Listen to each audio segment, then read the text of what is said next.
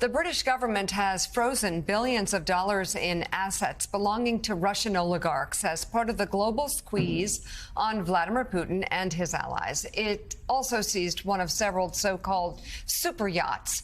This one worth $50 million and owned by Russian businessman Vitaly Kochetkov. As soon as it was seized, the British Secretary of State for Transport, Grant Shapps, made his way to the dock to commemorate the moment on TikTok.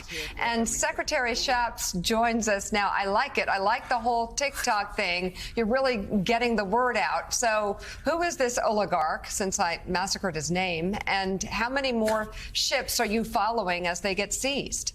Well, to put this into good morning, by the way, and to put this into perspective, we have now sanctioned and seized about over $1 trillion of assets of Russian individuals, organizations, amongst them yachts, a super yacht that you just saw there, a number of different jets. The aircraft are being seized and held in various different locations in the UK. And I just take the view, it doesn't just have to be Russian owned or flagged.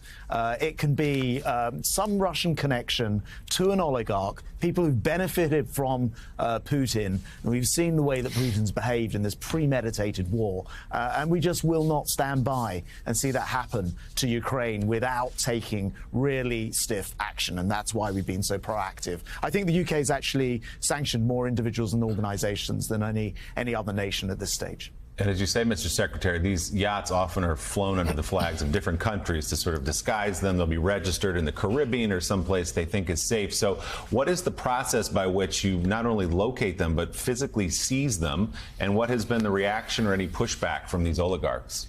Yeah, and it's not just the yachts themselves. It's also looking at the Russian-connected shipping that was coming into our ports. So I moved very early, for example, to block not just Russian flag, because as you say, it's easy to flag somewhere else in the world, but Russian-owned, connected, leased, hiring, funded, shares in, so anything which has that Russian oligarch connection.